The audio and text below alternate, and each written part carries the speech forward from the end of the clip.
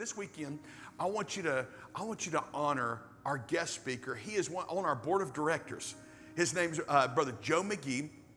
He has been on our board of directors probably for about the last 8 years. What I wanted to do for you, all the dads especially in the house today, I wanted you guys to be able to hear from one of the most successful dads I've ever had. He has got 6 kids, and he still lives to tell about it, okay? And he is such a great communicator to families. As a matter of fact, at the end of the day, for those of you who would love to have more access, you're like, hey, I'm a new dad.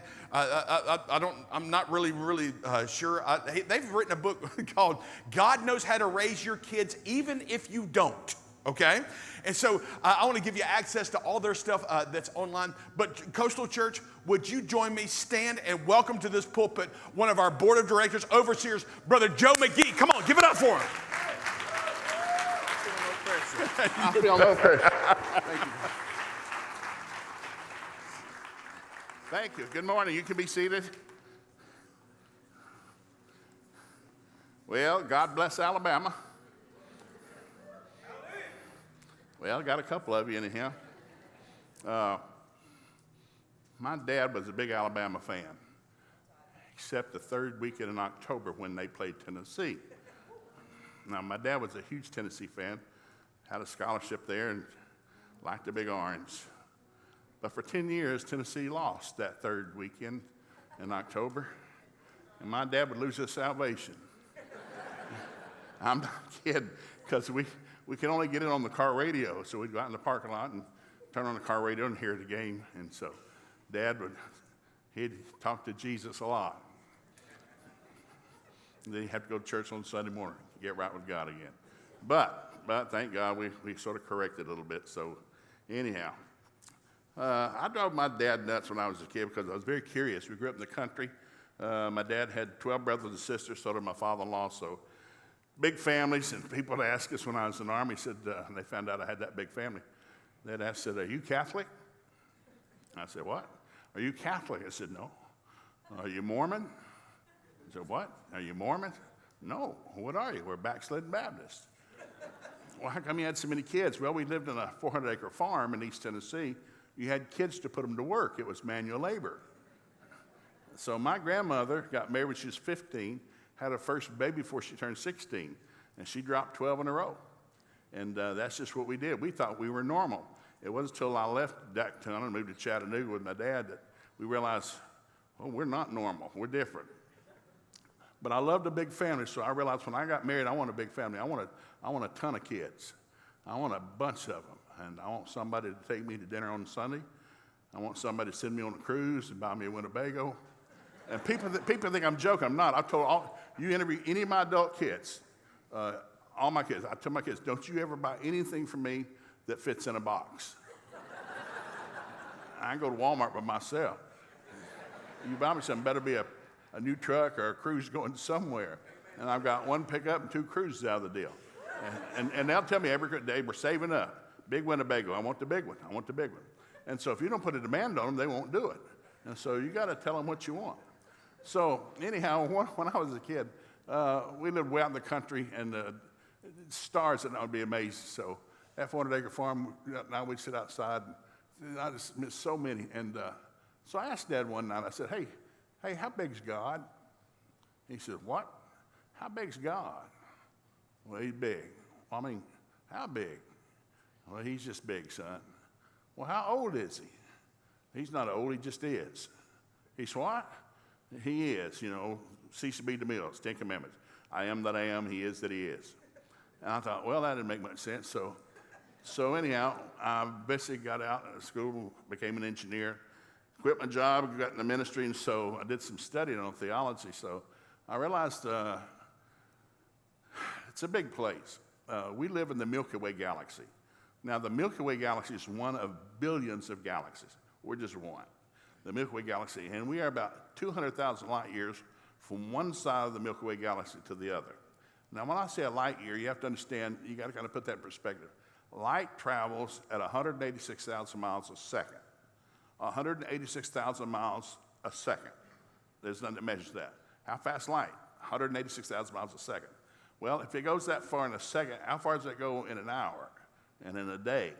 And so you have to understand the Milky Way galaxy is 200,000 light years from one side to the other. We're just one, a galaxy. We're just one of billions. But it is so big, if you could get it in your car and get it up to the speed of light, 186,000 miles a second, get here on the interstate, if you get it up to the speed of light and maintain that speed, it would still take you 200,000 years at that speed to go from one side of the Milky Way galaxy to the other. Now, I taught intercessory prayer at my local church for 10 years, and I got in trouble the first several weeks because I'm the new guy on the staff, and that's why I was put in charge, because intercessory prayer is on Monday night. Well, all the staff had off on Monday. I don't. I'm the new guy. I have off on Thursday. So I got put in charge of intercessory prayer. I thought, they must think I can pray. No, you're the new guy. And so I go to intercessory prayer, and it's an hour and a half. I'd teach for about 15 minutes, and we'd pray. Got prayer cards people turn in. And so we get to praying, and all of a sudden somebody start clucking like a chicken and barking like a dog. Some start wailing like they're crying, like they've had a heart attack or they got an ulcer. And I'd have to go, hey, you need to calm down. You can't bark like that in here. We're not a zoo. We don't bark. We don't wail. Oh, no wailing, no wailing. No, you just pray. This is called intercessory prayer. And so the first night, I kicked 2 ladies out. Oh, they got to the pastor real quick, because I was in his office the next morning. Joe, you kick people out of intercessory prayer? Yes, sir. They're wailing. They're what? Yeah, they're screaming and hollering and crying and rocking back and forth like they're possessed. And we're there to pray, not wail. We don't cry and scream. So anyhow, it took about a year to clean everything up. And they do. Don't come in and start barking. I'll kick you out of here. Don't do that. And so I realized prayer is a powerful thing. You don't get what you don't ask for. And so I realized it's a big place. It's just real big. When you pray to God, I'd visit churches. I've been doing this 33 years. You go to church, and sometimes you'd have an hour prayer before service starts, and you hear them wailing again. Shut up. Don't do that. You're just wanting attention. You're a little 5-year-old thumb sucker. Please look at me. Oh, please look at me. I don't want to look at you. Shut up. We come here to pray. And so every day you don't know who you're praying to.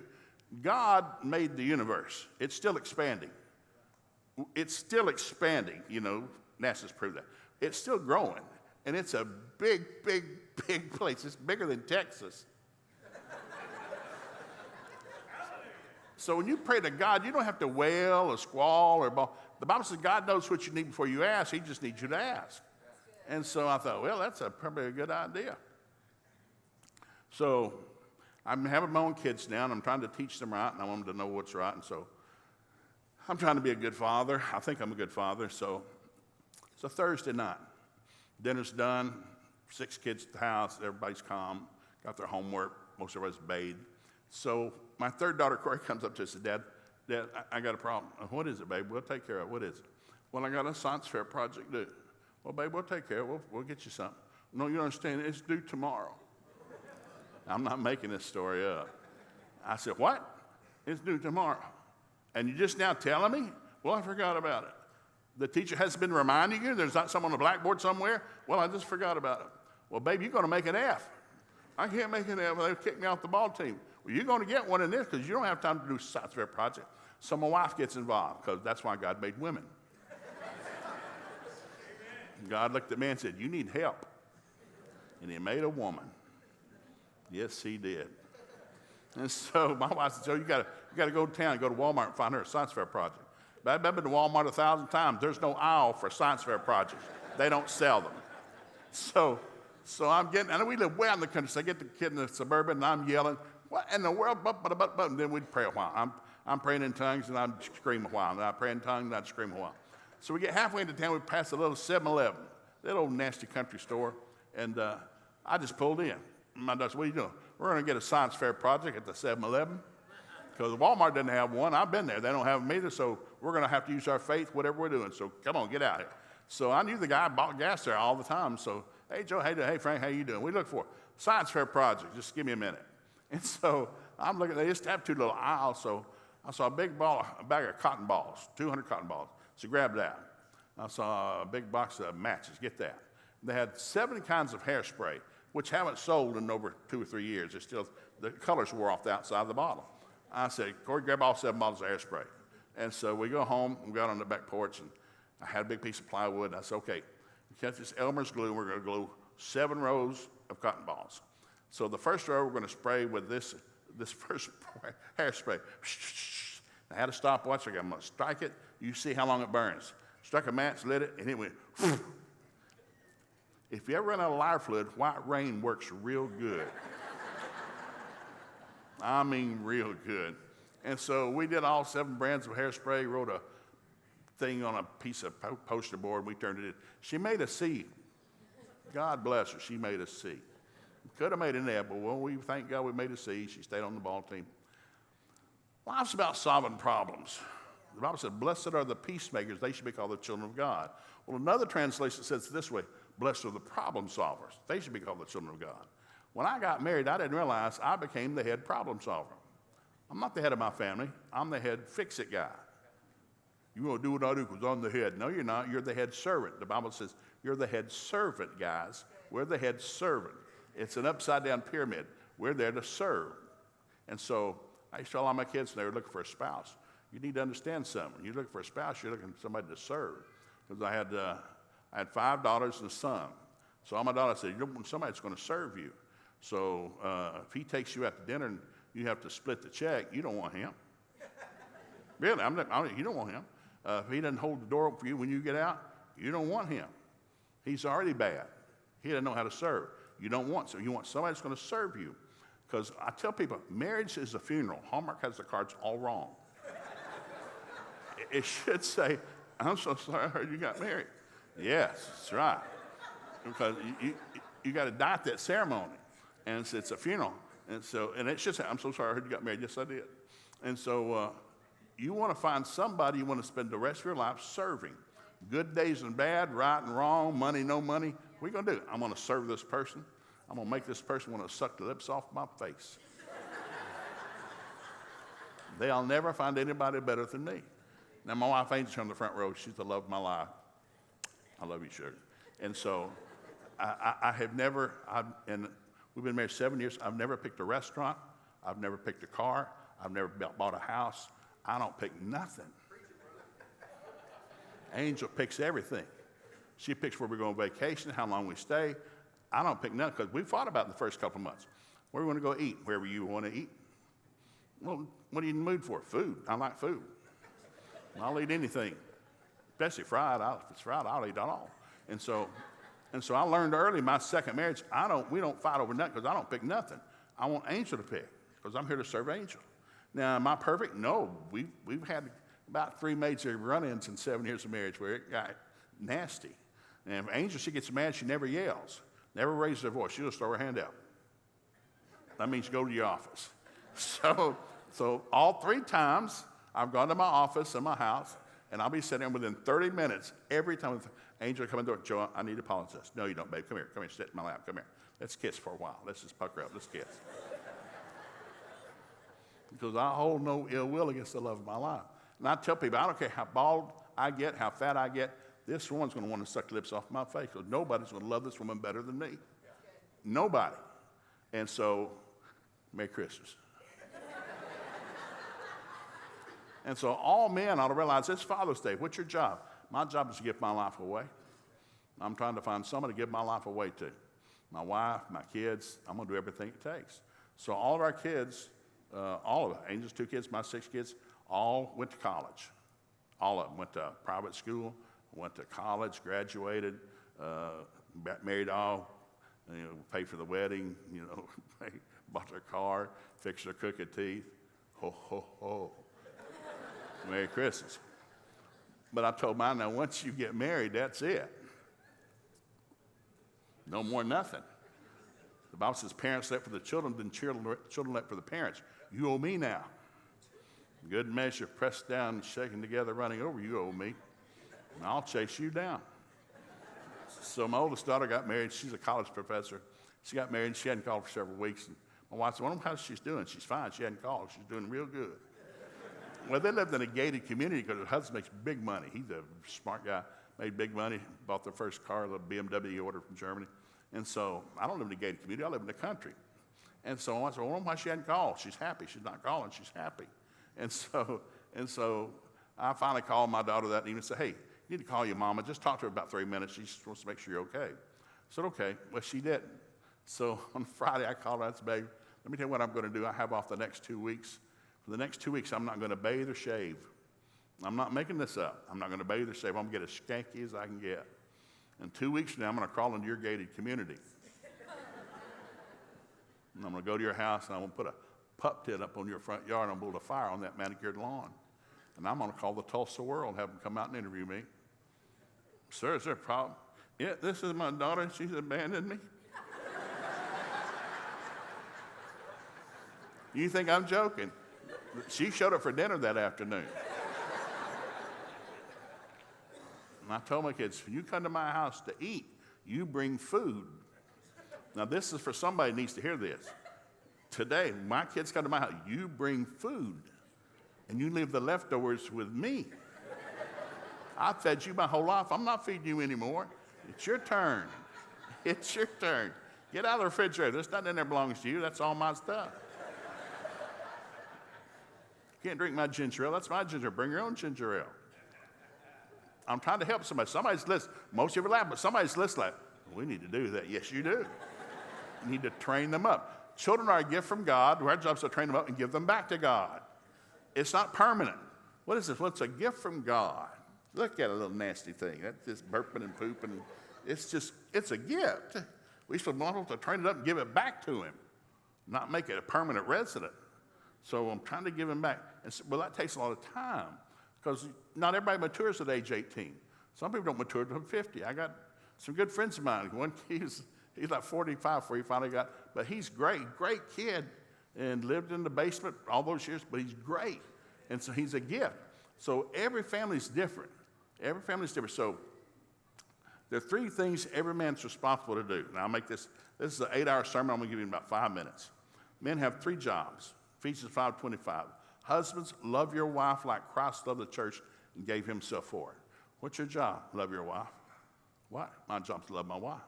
How? Like Christ loved me. Well, how did Christ love you? He gave his life for me. So I realize when you get married, it's a funeral.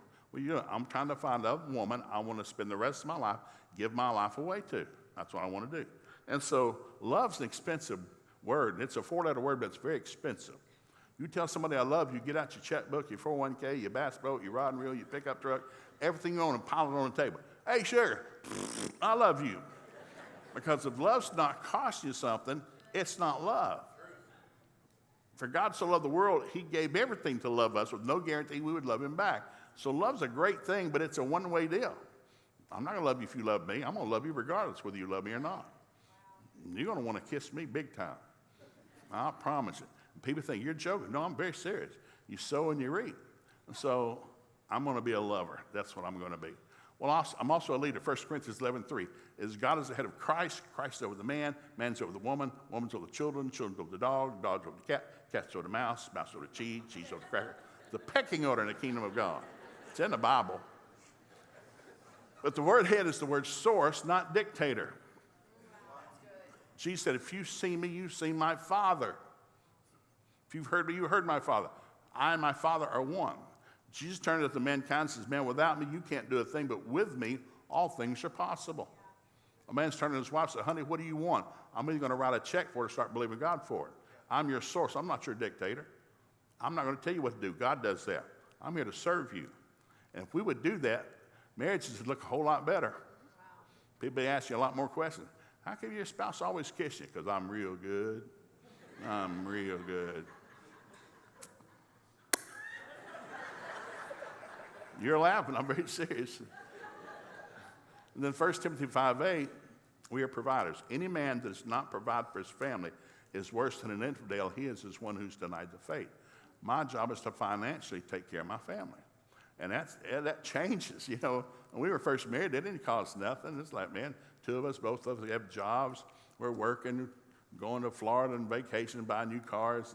So I got a paycheck, she's got a paycheck, but there's no kids. We didn't have any kids for the first 5 years we were married. Well, after we dropped that first baby, things changed. Then we dropped a second baby, and things changed a lot. And so Mama has no time for me. I dropped off the chart. She has time for the babies, but not me. And so we were driving home from the hospital. Got my Sarah, my oldest daughter, and she's about a year and a half. Got my new daughter, Jessica. We're driving home from the hospital, and I realized something. We had talked about having the 6 kids and agreed on it. We're driving home from Cape Girardeau, Missouri. I said, remember that thing we talked about having 6 kids? She said, yeah. I said, forget that. I got one, you got one, that's enough. And so we finally got Jessica off to kindergarten, no kids the next 5 years. Well, first time we've been alone in 5 years. Alone, kids are at school. Oh, honey. And then she became pregnant with a 3rd baby. Like, what were we thinking and what were we doing? And so we had a 3rd baby. And then we said, we're not doing that again. We're not doing that again. So I got one kid that was born in a 10-year span. Well, it was a mistake. We just got too kissy face, and she popped out. And so Corey goes off to kindergarten 5 years later. We got to thinking, you know, it'd be nice to have one more. Let's have one more. Well, we're using birth control. We're using all the stuff you know about and some stuff you didn't know about and to not get pregnant. And so all of a sudden, my wife gets pregnant with our 4th child. Well, we had 3 babies in 2.5 years. If I looked at her, she got pregnant. I mean, she became fertile. I mean, very fertile. I thought, oh my goodness, what's going on? And so when we went to the doctor, I thought something was wrong with her because we've had 2 babies in a row and she's not feeling good. So we go see our family doctor and we're kind of nervous. Like, what is it? And we're doing all the tests, the blood and all this stuff. And he comes out and says, well, guess what, guys? You're pregnant. I said, there's no way. And my wife squeezed my head. Yeah, there's a way. No, I'm not touched. There's no way. Well, Joe, there was that one night in the kitchen. Well, okay, one time. I mean, how fertile are you, woman? And so anyhow, I cried. I mean, I did. I cried in the doctor. I squalled in the doctor's office. Tears ran down. I'm so sorry. I'm sorry. And so anyhow, we got 6. And they're a blessing because once you have them, you can't take them back. There's no thing at Walmart, well, can I exchange this? No, this is your permanent deal. It's a gift from God. And no 2 kids are the same. My oldest daughter's a college professor. She can make an A without opening a book. That doesn't mean she tells the truth or keeps her room clean, but she can make an A. My 2nd daughter was an all-state basketball player. And she'd have to struggle to make that same A, but she could shoot 3-pointers all day long. She was a 3-point shooting champion in the state of Oklahoma. Well, my other daughter comes along, Corey, and she didn't have a gift of nothing. So of all my 6 kids, 5 went to college on scholarship, except Corey. She got no scholarship. So we're in the university where they're going, and she's enrolling. So her younger sister's got a full scholarship, and they gave Corey a 25% scholarship for being related to her younger sister. I thought, well, I got to say something. Hey, ain't that something? You get money just for being related. And so I walked outside the office and said, Corey, you're good at something. I just don't know what it is. I've 18 years to figure it out. I have no clue what you're good at, but God didn't lie. You're good at something. You just got to find out what it is. So you like taking pictures, take your camera, go down, check in with the yearbook people or the church news or the campus newspaper, volunteer to take pictures for them, buy your own film. And so she did for 2 years. She took photographs for the church, for the school paper, and the yearbook. And she paid her own money for it. Well, halfway through college, the guy that had been doing that graduated, and they came to my daughter and said, hey, you seem to be good at this. Would you like to take over the campus newspaper and the yearbook? And she said, yes. So my 3rd daughter finished off with a full scholarship, but she earned it, you know? And so we're sitting at Thanksgiving dinner years later, and we're all sitting around talking. Kids are married, got their spouses there. So Corey and I are talking. And my oldest daughter said, what are y'all talking about? This publishing company Corey and I own. Y'all own a publishing company? Yeah. Does she get paid? Well, I hope so. We don't do it for free. Well, why come you didn't hire me? I said, what's your major in? English. I don't need that. She said, why come you didn't hire me? What's your major in? Accounting. I got an accountant. And one of my daughters said, what's your major in? Interior design. I didn't hire her because she's my daughter. I hired her because she's a journalism major. I hired her because of her gift. The Bible says your gift will make room for you and bring you before kings and make you wealthy. So all 6 kids are different, make money in different ways. There's no two the same. They don't have the same thumbprint. They don't have the same voice print. God is a creative God. But as parents, you realize they're mine. And I have the ability to make this work. How? I don't know. I've never been there before. It's like a brand new road every day. You ever been down this road? Nope. You ever seen this road? Nope. But God's been there, and I got to listen to God real good because he's been to tomorrow and I haven't. So you learn. And so I realized, oh, it turned out real good. So with all that in mind, Father's Day is so special because most holidays have to do with moms. Almost all holidays have to do with mom, Valentine's, whatever. And dads, you're at the back burner somewhere. You're just paying for it. Whatever the holiday is, you pay for it. So this is Father's Day, so hopefully you're going to go out and eat today, and you'll still pay for it. So we're going to the grocery store, and we were a 2-week shopper. We bought groceries every 2 weeks. We went out in the country, and we had 2 carts because we've got 8 people to feed. So we had a list, so we pull up in the parking lot, and so we've done this for a long time. We're about to get out, and my wife said, Joe, before we get out, what are you going to do about the cereal? Because we would fight over the cereal all the time. Now, I grew up in the country, in a little country store. It'd sell kerosene and horse feed and cheese or whatever you needed. And so we had 3 kinds of cereal. We had corn flakes, shredded wheat, and some other kind of off-brand thing in a plastic bag, wasn't even in a box. And so now, a cereal aisle at your grocery, it's a whole aisle. It is one whole aisle. Well, you try to take 6 kids down an aisle of cereal, you're not going to get out. And so I would tell us, listen, you pick one kind. Y'all get together and choose what kind of cereal we're going to eat this week. One kind. And so I'd come back.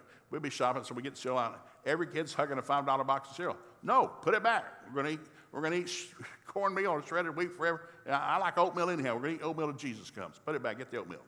And so my wife said, Joe, you got to fix this. I thought, you teach them parenting. What are we going to do? Fine, whatever. So I looked over my shoulder and said, hey, anybody got any pencil and paper back there? Everybody write your name on a piece of paper. You got any empty cups? Put your name in an empty cup. I shook it up. Draw a name out. So my wife drew a name. Well, Corey was the first one. Okay, Corey, you're first. And so just for a second. Well, John, he was 6. He said, what's this mean? This means you're not going to eat Cocoa Puffs for 6 weeks. And so kids are crying. So Corey liked Cheerios. Not Honey Nut, just stick your finger in your throat and gag your Cheerios.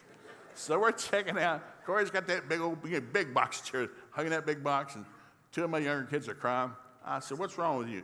We don't like Cheerios. Me neither. Why don't you fast for a couple of weeks? Maybe we can stretch this box for 3 weeks. Maybe not use your faith and choke these skank things down the sooner we can get to the Apple Jacks. Get your faith going. So we're at the breakfast table. We always set the table the night before.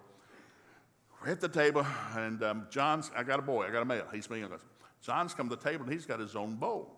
Now, my wife's already got bowls on the table, nice little cereal bowls. We've come to the table with a Tupperware bowl. Remember Tupperware? Big old plastic bowl. And so I said, and my wife, what are you doing? No, leave me alone. We got a man in the house. We got something going on. And so John set that bowl down. He emptied a third of a box of Cheerios. About a 4th gallon of milk. Come on, I got me a male in the house. Get it done, son, get it done. And so we're all talking, visiting. Okay, we got to load up. Time to go to school. Get up. Let's go. Run out the door. And when I'm going out the door, I looked out the corner of my eye. I saw his bowl of cereal. It's still full of Cheerios. He's not eating a thing. He's faking. I thought, you little rascal. I told my wife, you put a little on that and put that in the refrigerator. So you can't do that. No. If you don't, I'll pre-soak a bowl tonight. He's going to eat every one of them. You put that in the fridge. So I forgot about it. We got off to school, busy day, got home late. Get the next one for breakfast. I forgot about it. Here comes my son with an empty Tupperware bowl back to the breakfast. Hey, son, we got you covered. Put that back. So when I got the bowl out, I set it down in front. I don't know if you remember Tupperware. I set that bowl down in front of him, and I popped the lid. It looks like somebody's puked in that bowl. I mean, it's nasty. I said, son, I recommend you eat them today, or they'll be worse tomorrow. And you're going to ever stinking one of them, I guarantee you. Well, he's trying to eat them. He's crying. He's spitting them out of his nose. He's choking. The girls are crying, shut up, eat your cereal. So John gets about halfway there. Dad, can I be dismissed? Fine, put a lid on it. Stretch it for a month. I don't care. But you're not going to eat nothing except that bowl of cereal. You're going to eat it all. So we have 2 glass doors, the kitchen, and you can see the reflections. So I saw him go in, sit the bowl down on the kitchen counter, opens the refrigerator, shuts it back. That bowl's still sitting out there. What's he doing? What's he doing? I saw him. He took the lid off the blender and he poured all into the blender. Blah, blah, blah, blah, blah, blah. I saw what he got out of the refrigerator. He got the Hershey chocolate syrup. Put the lid on, turn around. I said, my God, I've raised a genius.